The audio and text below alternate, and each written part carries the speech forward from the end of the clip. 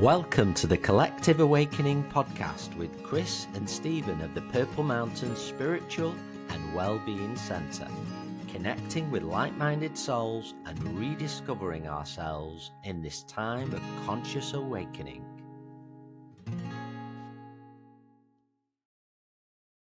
Hello, friends, and welcome to the Collective Awakening podcast. An absolute pleasure to welcome our guest for this episode, Carolyn Cowen. Absolute pleasure to have you with us. And really, she's a specialist in shame and the author of the book, Shame, The Pathway Out of Hell as well. Very, very excited for this episode. And I just mentioned before we started recording, some time ago, myself and Stephen had a conversation about shame, actually, and why so many people feel it. And as we were having these discussions, we came across your work as well. So really excited for this episode. Thank you so much for sharing your time with us. Lovely. It's lovely to be here. And shame's a great subject. I'm fascinated by shame. So just as we begin, really, I feel it'd be a good opportunity to talk about your journey and what brought you to this point of writing this book and speaking on shame in this way, amongst other things. I know you also talk on anxiety and addiction. So what was your journey to writing this book on shame? Oh, I'm 65, so it's been quite a long journey. But I have a tall dark history, and so I'm slightly bored of the word trauma, but I do have a tall dark history. And um, when I was a child, we could drink from the age of 11, and I started taking drugs when I was 11, mainly because obviously of what was going on and who was around me. And I noticed that by the time I hit 31, it wasn't funny. It wasn't fun. I wasn't drinking to have fun. I was literally drinking and taking drugs to forget. So there's different ways that we use drugs and alcohol and addictive behaviors, but a lot of it is to black things out and block things out. And my drug and alcohol use had got to a point where it was absolutely appalling and really upsetting me and really hurting me. And I finally got sober. So I got sober when I was 31. I got clean, sober at 31 in 12-step recovery. And I did at the time have issues with God as a man, that concept, because of what had happened. But also I just found it, I found I had issues with the idea that I had a disease, because that didn't seem really fair. Well, I have a disease, therefore these things happen to me. I couldn't really work with that. But in 12-step recovery, I loved the peer relationships. I found the group work great. And I think I've always had a part of my brain that can watch and go, this shouldn't be happening. This isn't right. So it made me question a lot. And then I put down the drugs and alcohol, and I did that thing that I talk about in the book, which is kind of put on that shiny unicorn, white, silky, shiny unicorn suit that basically said, now I'm a good person. But I noticed that I wasn't drinking and I wasn't taking drugs, and that I still had a lot of other behaviors going on that were still making me unhappy. But the thing I really didn't get a handle on until I was about 45 was how anxious I was and how I was still so much holding on to what had happened. And I was already, had done a lot of training to be a psychotherapist. And I was doing one particular training where I'd been in therapy since I got sober, and nobody had ever mentioned shame. I'd been looking at what I did, and I'd even been in treatment as well. And I'd been to treatment when I was 35 for basically what happened when I was a child. But in treatment, that what happened to me as a child basically meant they then defined me as a sex addict. And I'm sort of looking at this thinking, hang on a minute, none of this is right. Everything is just more and more hurting me and triggering me. And so I was doing this training when I was 45, aware that I was really unhappy and really anxious, but still sober and on some level good. So at that point, I don't know, 14 or 15 years sober. And I went on this training, and we did this thing where they named shame. And it was just like, oh my God, how in all this money and all these years has nobody ever mentioned shame? It was an epiphany. It was like, now everything makes sense. Everything makes sense of how I feel. And so that was when I was 45. And by the time I was 50, I'd really dived into shame. There's a lot of books for psychotherapists, but nobody talks about it in the session. It seems to be something that they save up. Therapists were saving it up and making it come out late. I never seemed to get to the point where anyone had mentioned it. So I started exploring at the same time as all of this happening. It was the work that Bessel van der Kolk was doing. It was the work that various people were doing in the neuroscience work. Stephen Porges really opening up the vagus nerve. And I started reading and watching and looking at all this stuff and going, oh my God, now I really understand something very, very different. So I started two workshops. One was called MAP, The Path Out of Hell, which is a week-long exploration of why do you act out in all the addictions, and covered food, eating disorders, self-harming disorders, sexual acting out, high risk, gambling, all of it really. And so it kept learning on the way. And this week-long workshop was making such a difference to people. And then around the same time, I started a 3-day shame workshop, because you have to choose to want to work on your shame, because shame is very sacred. So since I turned 50, I've run 28 shame workshops. I just ran my 28th, and that's only ever in person.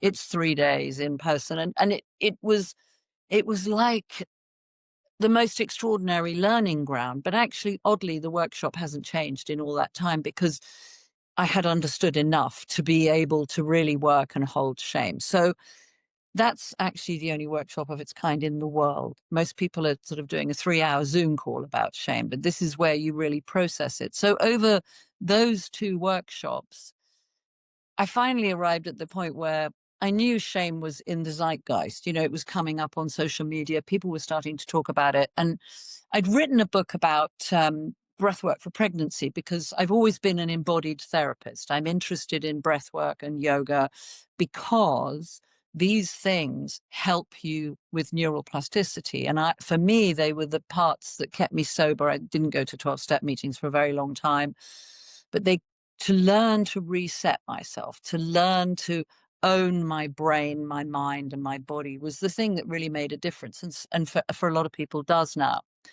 So those 15 years of accumulated mastering the addictive personality, which is the path out of hell, and shame, then led me to the point where I decided I need to write a book. So I'd worked with Random House on a book that came out a couple of years ago, and it really wasn't a pleasant experience. It was difficult.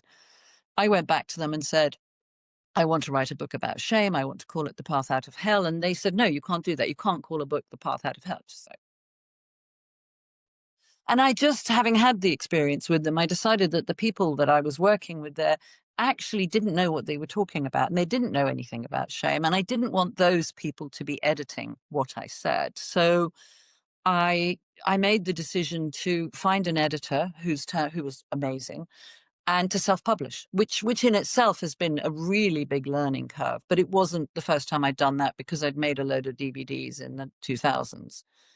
And so I self-published, and I decided that I wanted to not write a book for psychotherapists, although a lot of psychotherapists are reading it, but I wanted to write a book for the layperson who is struggling with how much their history of abuse and trauma has left them with shame. And from there, how that is actually what creates all the arcana, the array of disorders that come up. Because in my book, not only literally, but actually in the book, figuratively, I think that all disorders are rooted in shame. So it's very groundbreaking work, and it's been brave and courageous, but it seems to be making a difference, which is great. So that's a long answer to a question, but that was a kind of condensed journey. Wow, what an interesting story there. And I think anybody listening will be able to relate to that story, talking from experience. But delving a little bit deeper into the word shame, what does a person encompassing shame look like? So anybody that's listening to the podcast, what does a person that's encompassing or holding shame, what does that look like? What does that look like for them in turn? Well, there's Yeah. shame is a very interesting emotion. Shame has rules. Shame is a parasitic, self-replicating emotion, and it's also a biblical emotion. So shame, the rules are that if you have shame, you will shame. And that's uncomfortable. Mm. And if you have shame, you're available to be shamed, which means you're moving through the world, whatever gave you shame. And for a lot of people, it's their childhood, but it can be things like impotence, pregnancy, IVF, pregnancy failure, neonatal loss, impotence. It can be all kinds of things, events, and also things that you did can create in the self a fracture to the sense of self. That's called a primal wound, a core wounding, or a narcissistic wounding. And unfortunately, narcissism as a word is very misunderstood by social media and turned into this weapon, which it's not actually that in psychotherapeutic terms. But shame, what does it look like in a person? You know how we all might move through the world thinking no one knows I'm anxious. I'm paddling like I'm paddling like a swan. I'm paddling like crazy underneath, but I'm gliding through my life. Shame is the internal felt self that you're broken, toxic, unwanted, unlovable, unworthy, contaminated, any word. Lots of people have different words, and that somehow you're not, you're not you're not a whole person. There's a crack in the psyche. And then what that then leads to is, I've said all the disorders, but it leads to the core wounding really leads to that you don't trust yourself, you don't trust the other, and you don't trust the universe. So you move through the world really unsafe. And then you'll have a whole array, the disorders, as ways of managing, in essence, the function of the dysfunction. So you'll have Mm. creative adjustments or safety mechanisms that you will use to keep yourself safe. So that might be drugs, alcohol, self-harm, anxiety, obsessive compulsive disorder, sexual acting out. They're ways of trying to mask, hide, escape the emotions, get the emotions out, eating disorders, that kind of stuff. So that's in essence what shame looks like. It's the sense that you're never really worthy. And if I think about it as a biblical emotion, first time it's mentioned in our sort of cults of thought are in the Bible, and so the Bible basically says Eve went off and the snake gave her an apple. She ate the apple and they knew shame. Yeah. And then they were sent out to create all of us with shame. And so that's really, in essence, the kind of initial emotion. And what's really interesting is that, a lot of people have no relationship to God. You might not have a relationship to a Christian God. You might never really have. I mean, you can't not meet God, because actually God in some form is in all the mosques, the churches, the synagogues, everything around us, how people dress. But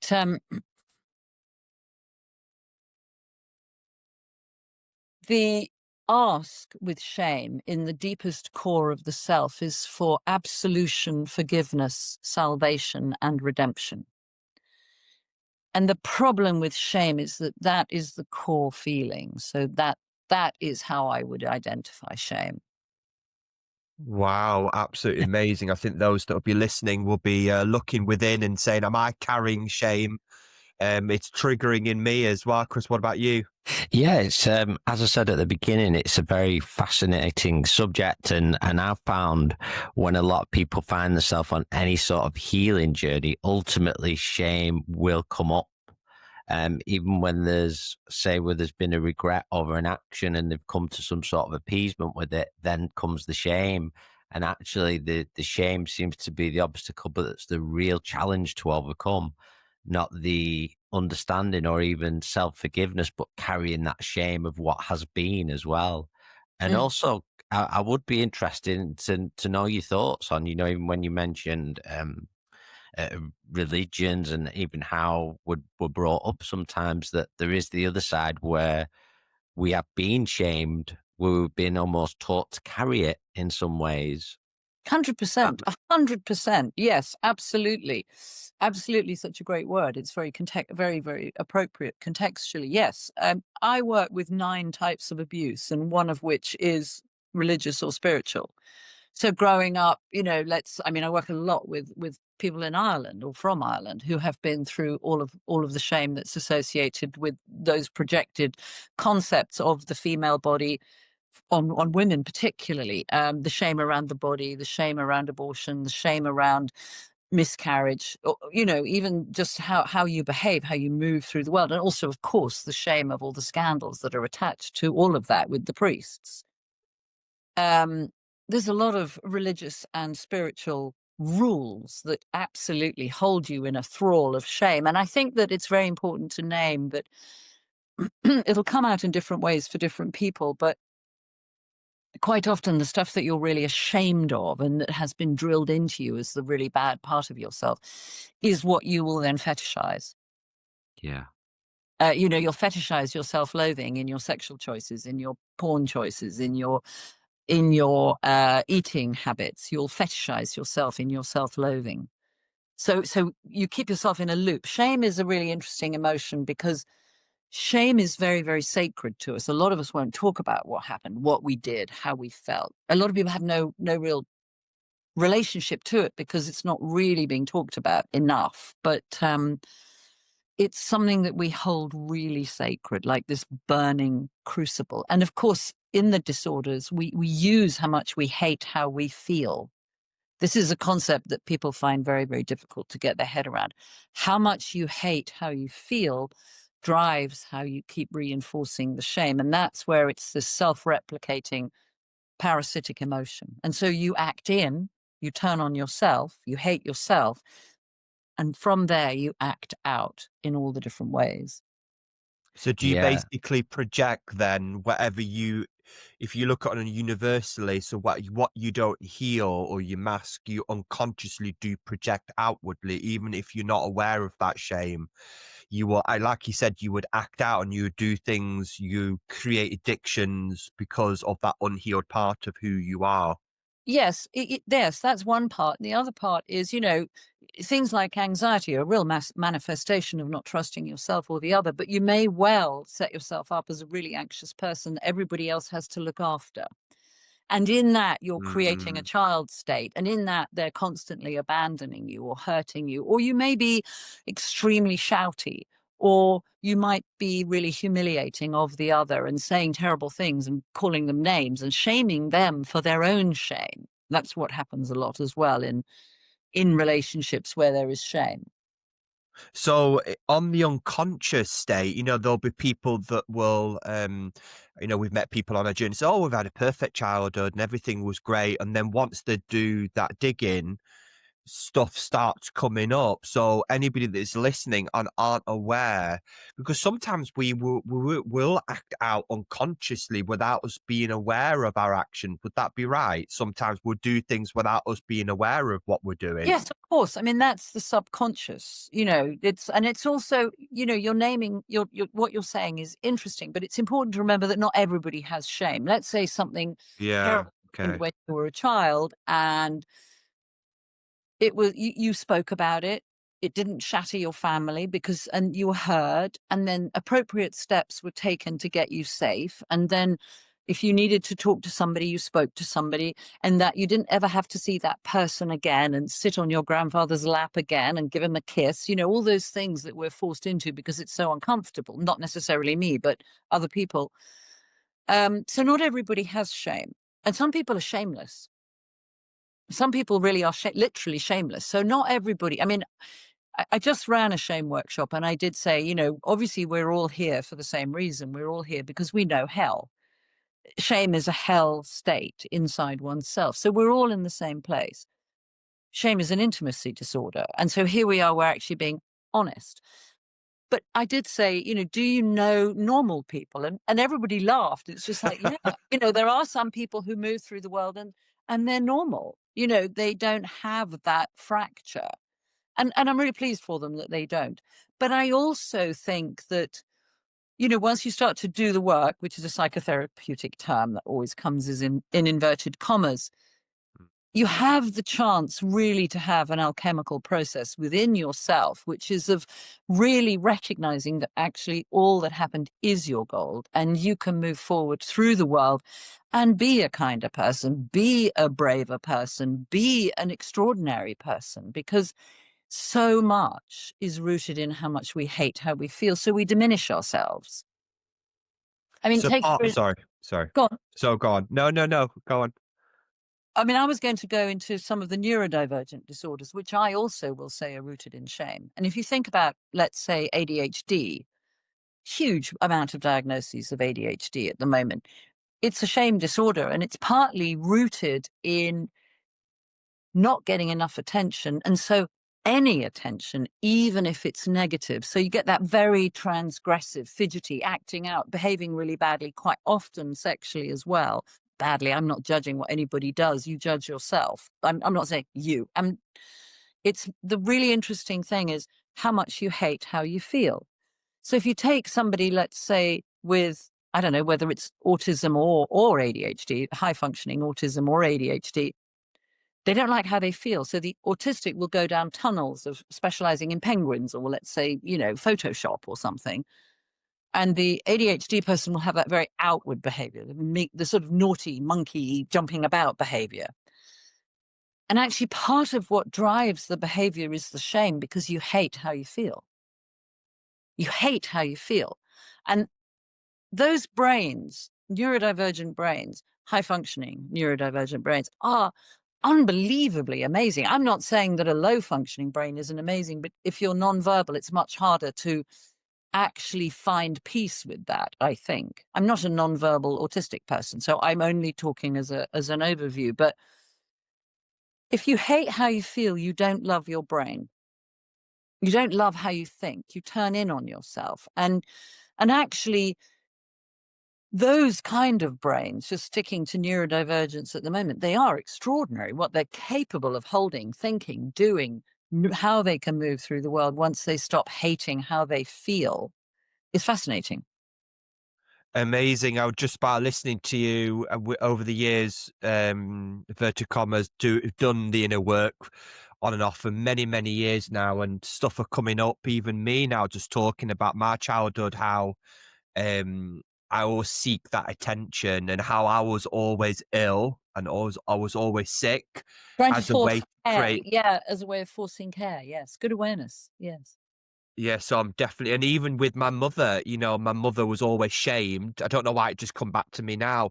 She was very fit when she was younger, and then when she overate, and my granddad used to shame my mum about her weight, and I can see that in my sister, how that shame's passed on, and how that behavioural side is passed on. And does that happen on the ancestral side as well? Can shame be imprinted, patterns be imprinted on?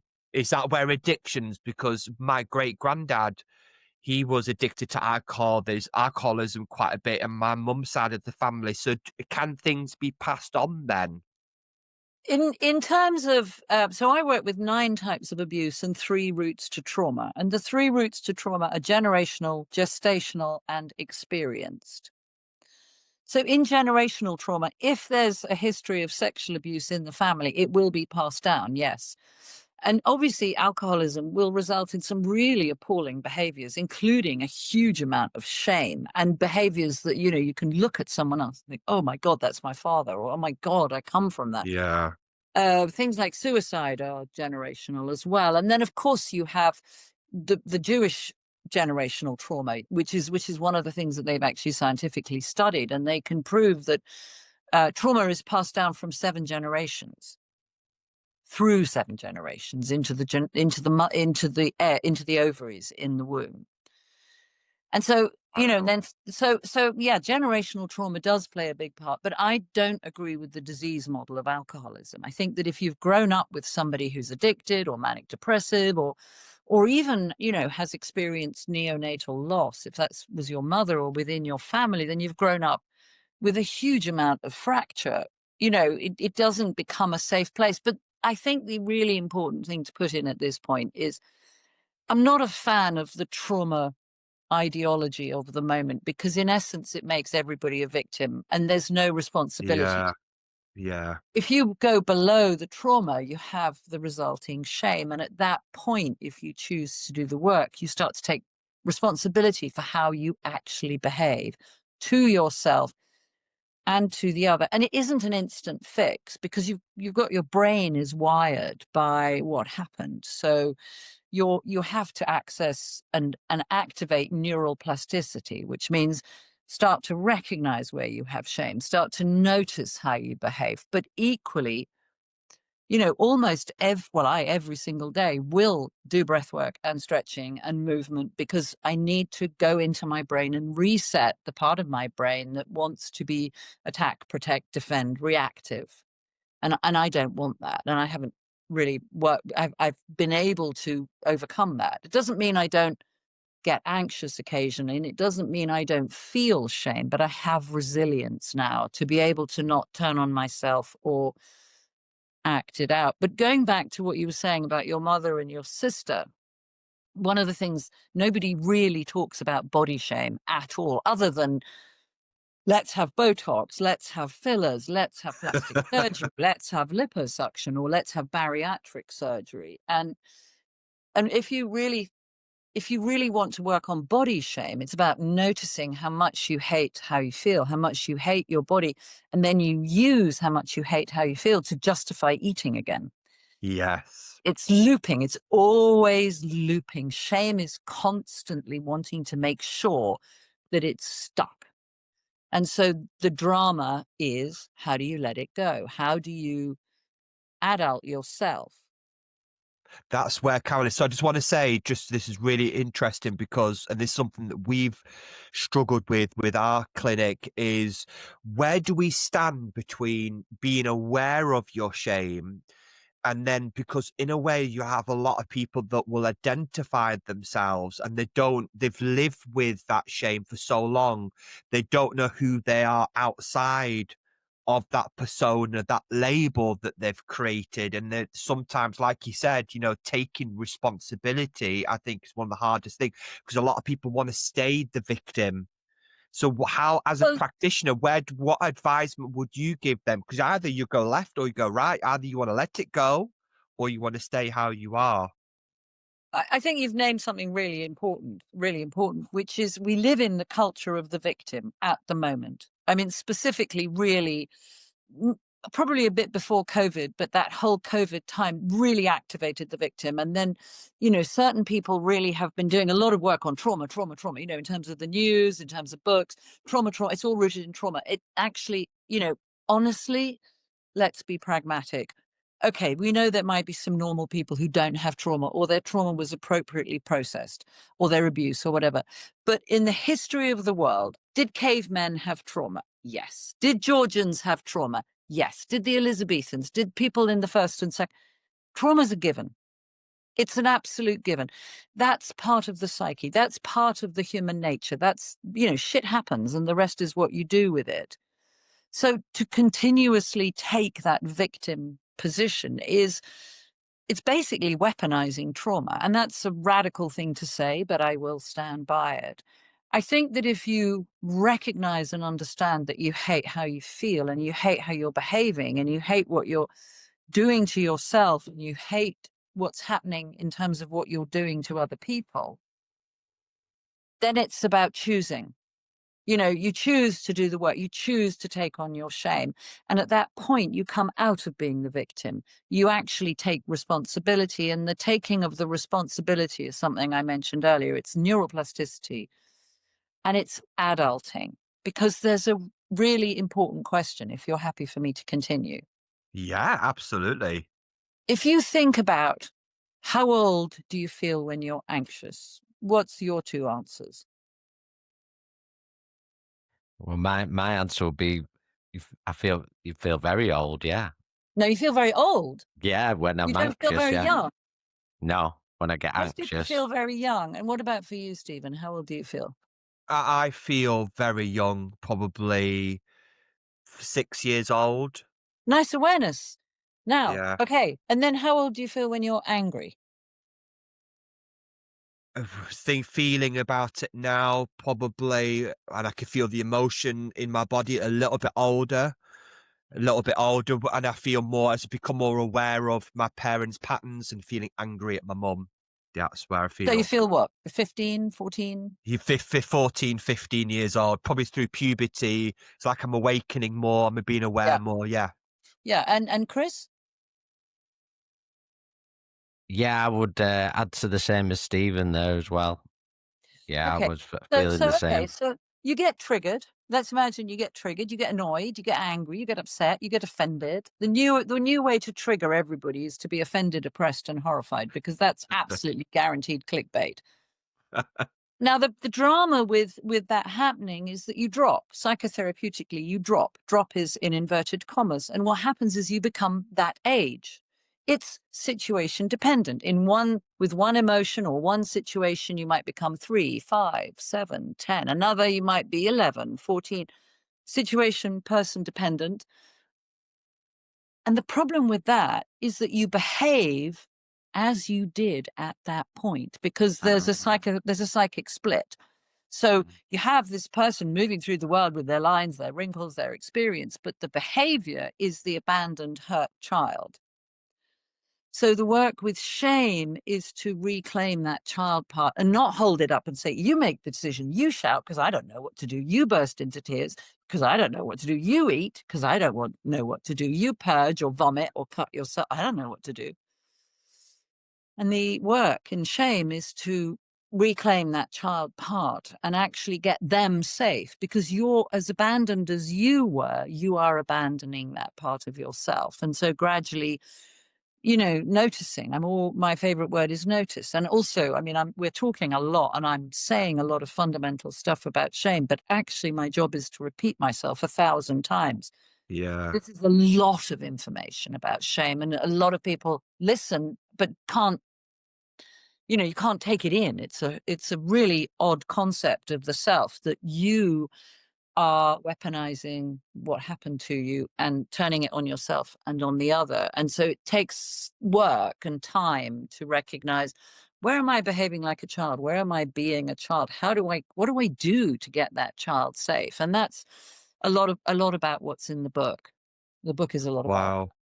Oh, wow. It just shows you, and this is why me and Chris talk about it all the time, why having me and Chris have been friends for so long, and learning that actually the people that are your biggest triggers are your greatest teachers, because Chris talks about blind spots. There is aspects of yourself that you aren't aware of, but you become aware of. And I think I'm learning to be more mature with the wisdom and the emotions, and to try to, instead of reacting, stopping, breathing, right, what is this showing me? Exactly. Take a beat, take a moment. Do you actually need to behave like a 5-year-old right now? Do you actually need to be abusive or take control of the other person? Do you actually need to hit the fuck it button? I always work with this metaphorical fuck it button, where you just go, fuck it, I'm just going to eat. Fuck it, I'm just going to come. Fuck it. And we know that definitely. So yeah, come on map. I work with it a lot on It, map. it's We actually design a fuck it button on the work. I like that. It's really interesting as you're speaking there, because a lot of people, and it's not a word I like to use much these days, is when they talk about any form of spirituality. And it was mentioned on another podcast I watched, which was said, actually, this spirituality, or stepping into our true selves, that gap in between when we're interacting with each other, the space of observing and how we react, or whether we can take that breath before we jump in and react. And Yeah. it was one of the best short explanations I've heard in many years. And I think because my next question was going to be, how do we begin to unpick shame? And you really begun to answer it already. And I've never thought of that before. When we're experiencing these feelings, anxiety, depression, what they might be, how do I feel? What age do I feel? Yeah, absolutely. What's it taking me back to? And I actually think that is, because I see a lot of this work, as we're calling it, is we're building up like a toolbox. So when things come up, it's like, right, I'm going to go to my toolbox, where I do find, I can agree with you completely. This era that we're living in, there is a lot of victimhood about. And I believe what plays into it, that as well, is looking for the quick fix, the one thing that's going to fix everything. Yeah. And yeah. Yeah, And like give me meditation. I mean, give me medication. Meditation. Give me yeah, medication. Yeah, I need medication. I need medication. Oh my God. Yes, absolutely. yeah. Absolutely.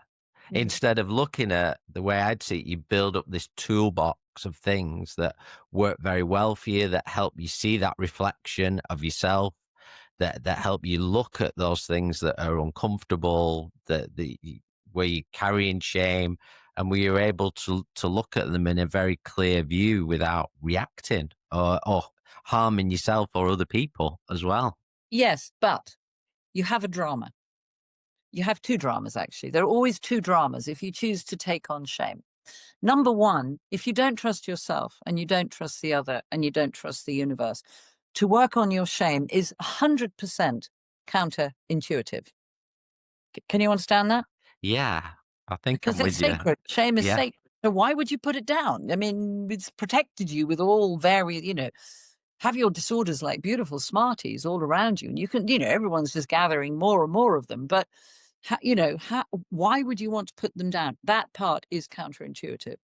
And the second part that is difficult is you want to get to the point where you deserve better.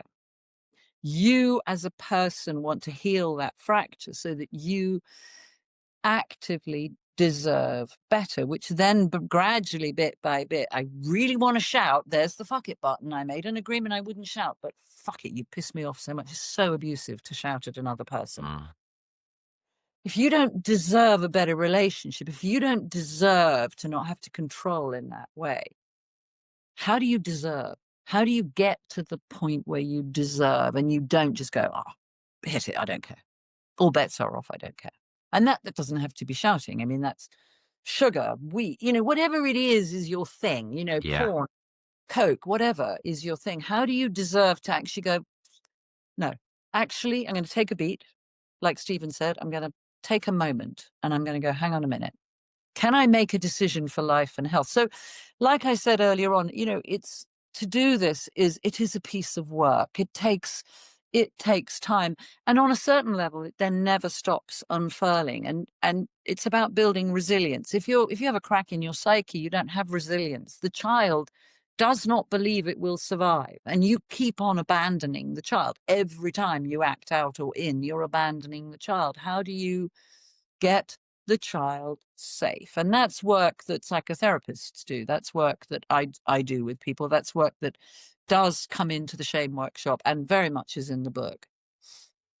Yeah, it's really interesting the way you put that, because it's something I've been really pondering upon really for the last year, in which we will hear a lot, well, I certainly hear a lot of people saying, right, we're going to cut that away, we're going to get rid of it.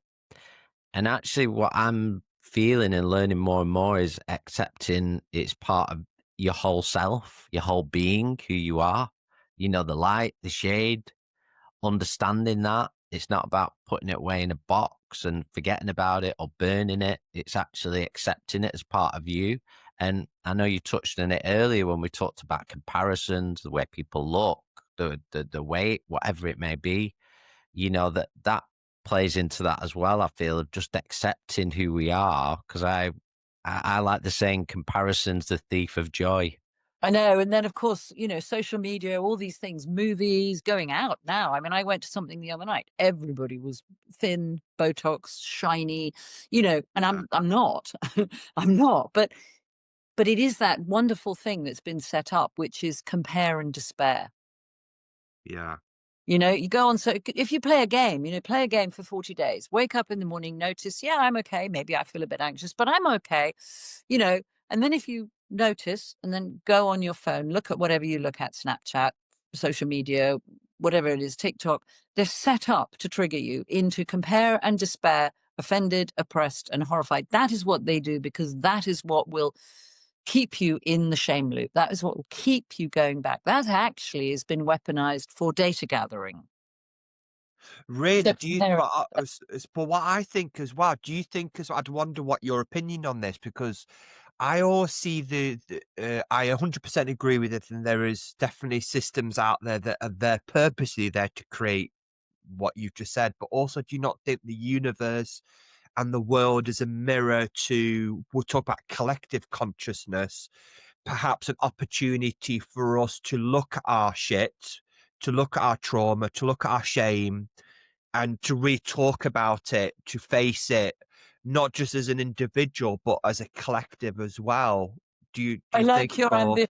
I like your ambition. I think your ambition is very worthy. But at the moment, I mean, I'm going to go back to something slightly earlier. I think that ambition is worthy. And I wrote the book because I really would like to stop people to stop passing on shame. It's if I yeah, had a mission and an agreement with the universe, it was, can I write something that would help stop this? Because it's so awful.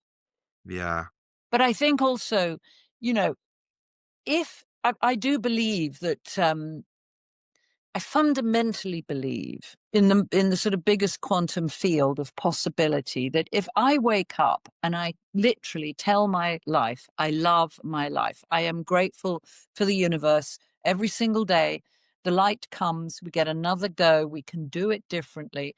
If I'm really conscious of my gratitude and I'm really conscious of the energy field that I'm putting out into the world as it comes towards me, I'm not fueling hate.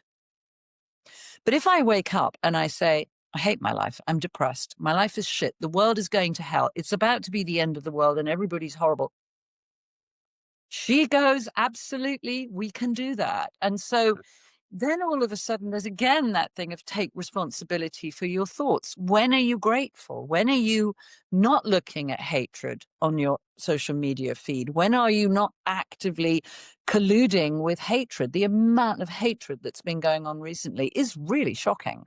And yeah. is its own energy field. It's a force field that drives, it keeps driving it. But if you choose actually to appear in the world, I mean, I think there's a really interesting thing, because right now with the victim mentality, anybody can turn on me and say, well, why don't you care? I do Yeah. care. I care a lot. But actually, I'm much more interested in caring about how I relate to my family and am I safe enough to be with, because I am calm and peaceful and accepting. Do I care about the world as it appears directly around me? Yes, I will turn around in my world and be present, be safe enough to be with, and actually do something in my environment, in my surroundings, where I'm actually making a difference, rather than endlessly spouting opinions about a whole load of things I can't do anything about. And what that does is it forces you to hate how you feel, which puts you back into the shame loop.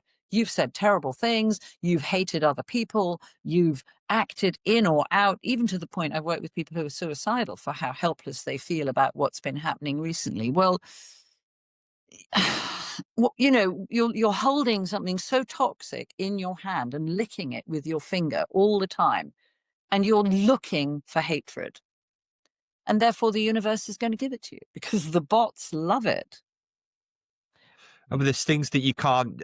I've come to understand. You know, the best thing I can do is be the best version I can be. Keep working on myself. Keep creating community. Keep loving. What Exactly. is outside of myself that I can't control that.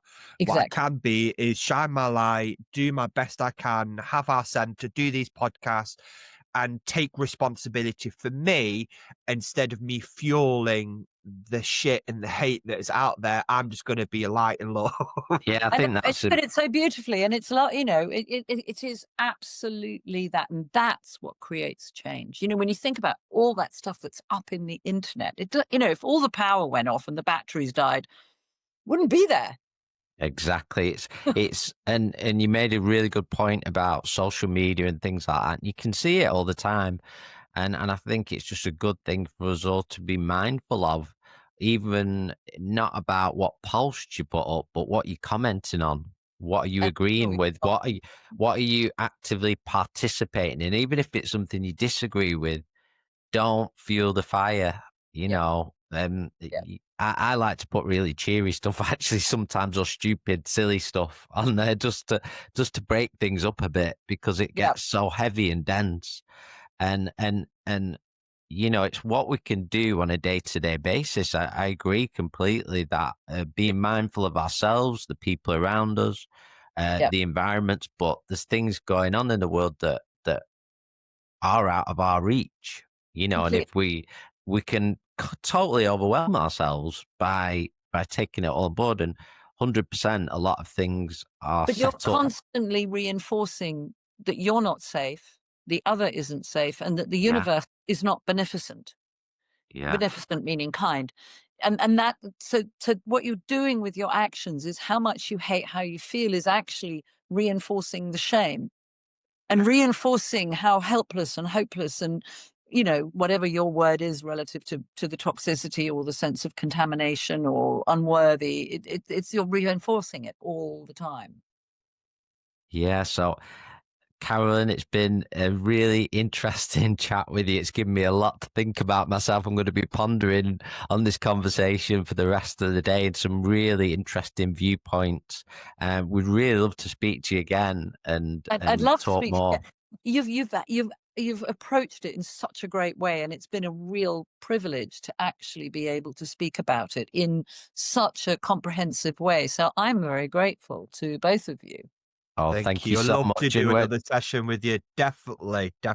yeah, and we're really grateful because when we found you, we just feel like this is just perfect. This is a subject that we've talked about, but for somebody who's specialized in this subject, wrote a book on it, and to be really in depth in putting it out there for our listeners. I'm sure there's lots of people going to watch or listen to this podcast and really resonate with the information. And Good. of course, we will place the links if you wish to look at Carolyn's work more, or perhaps you're interested in her book as well. And we'll place that wherever you're listening or watching to this podcast.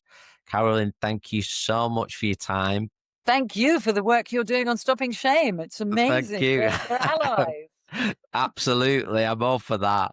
We could always have more allies in the world. And also, as well, would be lovely to do another episode sometime in the future, because there's definitely more to unpick on this one for sure. Right.